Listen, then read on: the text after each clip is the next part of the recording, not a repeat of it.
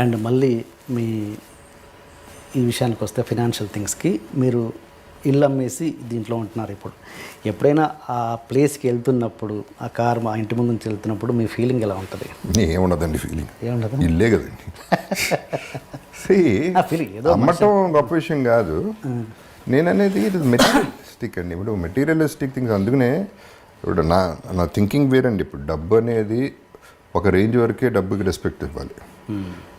ఒక రేంజ్ వరకు డబ్బులు సంపాదిస్తాం, ఆ తర్వాత డబ్బులు మనం సంపాదించేస్తాం, బానిస అయిపోతాం. అది పెద్ద అడిక్షన్ అండి. దానంత పెద్ద జబ్బు ఇంకోటి లేదు. సిగరెట్లు, మందు, గ్యామ్లింగ్ కాదు, డబ్బు పిచ్చి అనేది ఒక పెద్ద జబ్బు. ఇప్పుడు అది గనక ఆ గ్రిప్లోకి వెళ్తే మనుషులు కనపడరు, హార్ట్లు కనపడవు, ఏవి కనపడవు.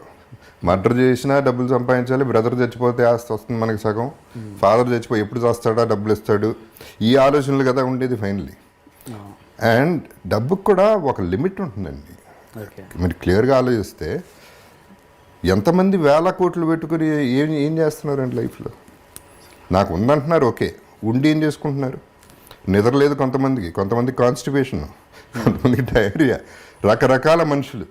కొంతమంది వేల కోట్లు సంపాదించి జైలుకి వెళ్ళే వాళ్ళు ఉన్నారు.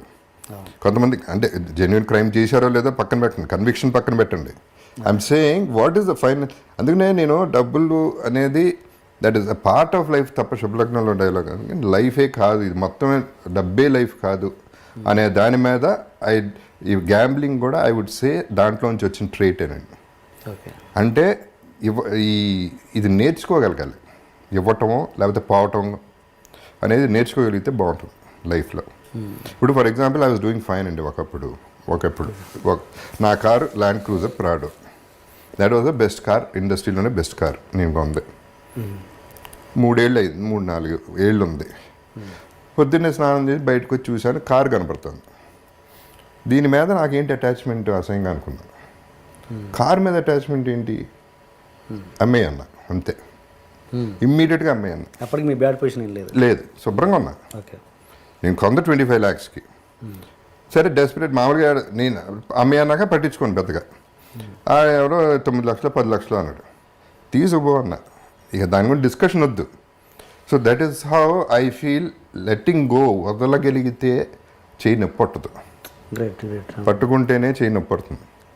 ఇది నాది అంటే మనం we are torturing our mind and body and everything. And మిగతా అన్నీ మర్చిపోతున్నాం. ఎంతమంది పేరెంట్స్ని కలుస్తున్నారండి, ఎంతమంది కలిసి ఉంటున్నారు ఫ్యామిలీలో, ఎంతమంది హస్బెండ్ అండ్ వైఫ్ హ్యాపీగా ఉంటున్నారు.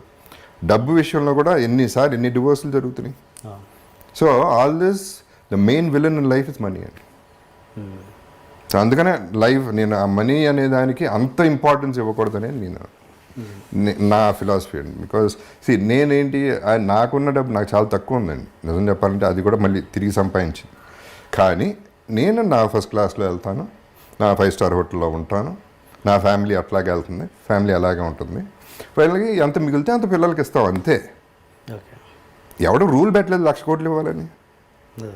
వాళ్ళ బతకాలి. ఇవ్వగలిగితే ఇవ్వలేకపోతే నోరు మూసుకు కూర్చో అంతే. అండ్ మీకు బ్యాడ్ ఫీల్, కొంత ఫ్రస్ట్రేషన్ కూడా ఉందండి దీంట్లో. బికాజ్ ఆ ఒక్క దృష్టితోనే చూస్తున్నారు జనాలు. పొద్దున్న లెగిస్తే ఎలా మోసం చేద్దాం, ఎవరిని బకరా చేద్దాం అనే పద్ధతిలో ఎంతమంది ఉన్నారు అంటే నెగిటివిటీ స్ప్రెడ్ అవుతూనే ఉంది. అందుకని I don't go for parties అండి. పార్టీస్కి వెళ్తాం, ఓకే, ముందు కొట్టేస్తాం, రాత్రి అంతా ఒకరికి వాళ్ళు మాట ఇచ్చేస్తాం, రేపు మనం అది చేసేద్దాం ఫోన్ కూడా ఎత్తారు రేపు. సో అల్టిమేట్లీ దానికి ఎంత వాల్యూ ఉందో చూడండి, అండ్ మనకి ఎంత వాల్యూ ఉందో చూడండి. సో మనిషికి వాల్యూ ఇస్తున్నావా, డబ్బుకి వాల్యూ ఇస్తున్నావా అనేది ఇంపార్టెంట్ పాయింట్. మీరు అన్నారు ఇప్పుడు నా 5-starలో ఉండాలి, నా ఫ్యామిలీని అలాగే. నేను 5-starలోనే ఉంటాను, 150 రూపీస్ రూమ్లో కూడా ఉంటానండి. అది కూడా ఉంటా. I'm telling I can afford. అంటే నేను మీ బ్యాడ్ ఫేజ్లో కూడా అలా ఫ్యామిలీకి చూపించారా? అలా చూపించని పరిస్థితి కూడా వచ్చిందా మీకు? వచ్చిందండి సిచ్యువేషన్. అంటే ఒకటి ఏంటంటే ఆ ఫ్యామిలీకి చాలా వరకు లాస్ట్ 1 year వరకు ఏం తెలియదు, అది నేనేం చెప్పలేదు ఎవరికి. So I had to maintain. వాళ్ళు అడిగింది ఇవ్వటం వరకు చేసాం, అంతవరకు చేసాం. అప్పు చేశాను 60% ఇంట్రెస్ట్ కట్టిన రోజులు కూడా ఉన్నాయి. సో అవన్నీ దట్ ఈస్ మై ప్రాబ్లం. పెళ్లి చేసుకున్నాం, పిల్లల్ని కన్నాం, వాళ్ళని చూసుకోవాలి. ఎలా చూసుకుంటాం అనేది నా ప్రాబ్లం. సో అదే అప్పు చేశాను, దానివల్ల అప్పులు పెరిగిపోయినాయి, ఇంట్రెస్ట్లు పెరిగిపోయినాయి, వాట్ ఎవర్ హ్యాపీ. అది నేను పడ్డాను, ఆ గొడవంతా నేను పడ్డాను. ఏమంటే కంపేర్ చేసుకుంటే what is my problem in life? I don't have a problem. Problem ఉందనుకుంటే ప్రాబ్లం అండి. ఫర్ ఎగ్జాంపుల్ నిన్న సంజు సినిమా చూశానండి, సంజయ్ దత్ లైఫ్ చూశాను. ఆ లైఫ్ చూసిన తర్వాత నా లైఫ్ ఎంత గొప్ప, ఎంత హ్యాపీగా ఉంది. సో రివర్స్లో ఫీల్ అయితే నోబడీ హ్యాపీ. సాటిస్ఫాక్షన్ లెవెల్ ఎక్కడ ఉంటుంది? నేను అందరికీ చెప్పేది ఒకటేనండి. ఇప్పుడు నేనున్నాను, జగపతి బాబు ఇక్కడ ఉన్నాడు, అక్కడ లేడు, ఇక్కడ ఉన్నాడు. దీని కింద ఎంతమంది ఉన్నారు? వీళ్ళందరికంటే పైన ఉన్నా కదా. అక్కడ చూస్తా, అక్కడికి వెళ్తే బాగుందని ఆలోచిస్తా, కానీ ఇక్కడ హ్యాపీగా ఉన్నా. అలా ఆలోచించగలిగితే will have much more love in the society. That is what I'm trying to say.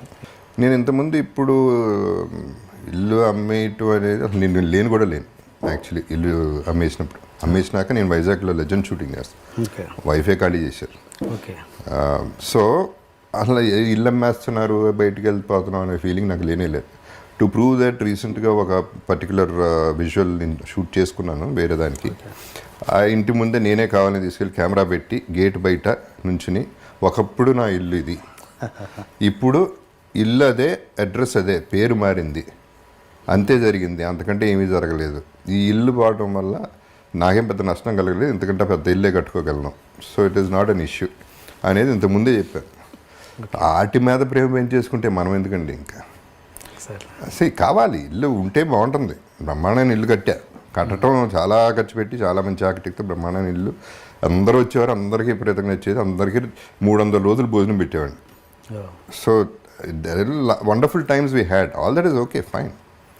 But situation అది అయితే ఏమవుతుంది ఏమంటే, ఇప్పుడు హాస్పిటల్కి వెళ్తే పేషెంట్ని చూడటానికి ఒక రూమ్కి వెళ్తే పేషెంట్ చచ్చిపోయాడు, వేరే పేషెంట్ వచ్చేసాడు, పేరు మారిపోయింది, అక్కడ మనిషే పోయాడు అక్కడ. అంత సింపుల్గా జరుగుతుంది. ఇల్లు, కారు ఇట్లాంటివన్నీ అంత సీరియస్గా తీసుకుంటే I don't think you're giving value to your life. అని ఉన్నాయండి, అన్ని డబ్బులు ఉంటే ఏదైనా చేసుకోండి లైఫ్లో, ఆల్ దట్ ఈస్ ఓకే. ఆ ఇల్లు మన ఇండస్ట్రీ వాళ్ళే కొన్నారా లేదా బయట వాళ్ళు? లేదు, బయట రమేష్ గారు అని బయట. ఓకే, అంటే ఓకే, మీరు మీ స్టేట్ ఆఫ్ మైండ్ ఇలా ఉంది కాబట్టి మీరు ఇలా ఆలోచించగలుగుతున్నారు. కానీ మీ పిల్లలు, వాళ్ళకి ఎంతో కొంత ఇల్లు మీద అఫెక్షన్ ఉంటుందిగా. That's a very good one అండి. See this is where I have to, అంటే నా ఫ్యామిలీ, నా అదృష్టం మామూలు అదృష్టం కాదండి అది. ఫర్గెట్ అబౌట్ మై ఫెయిల్యూర్, అక్కడ హీరో అయ్యానా, విలన్ అయ్యానా పక్కన పెట్టండి. సి బేసిక్గా నేనేం చెక్కుకోలే, నా ఫేసు అలా పుట్టాను, గొంతు అలా వచ్చింది. నాన్నగారు వల్ల సినిమా ఎంటర్ అయ్యాను. మా అమ్మ she deserve the better son then me, అంత మంచిదామి. మా బ్రదర్స్ ఓ పక్క, మా brother sister in laws, come to my family, వాళ్ళే యాక్సెప్ట్ చేయాలండి. నరకం ఎక్కడ ఉంటుంది? ప్రాబ్లం ఉంటే ఇంట్లో ఉంటుంది, ఆ నలుగురి మధ్యలోనే ఉంటుంది. నాకు ఆ ప్రాబ్లం లేదు. బాధపడతారు, డౌట్ లేదు, బాధపడతారు. ఎక్స్ప్రెస్ కూడా చేయలేదు ఎక్కువ, గొడవ అవ్వలేదు, ఆర్గ్యుమెంట్ అవ్వలేదు, ఏ రోజు ఏమీ జరగలేదు. వాళ్ళు ఒకటే రిక్వెస్ట్ చేశారు, ఇల్లు అమ్మద్దు, ట్రై చేయండి అంది. కుదరలేదు, అమ్మాం.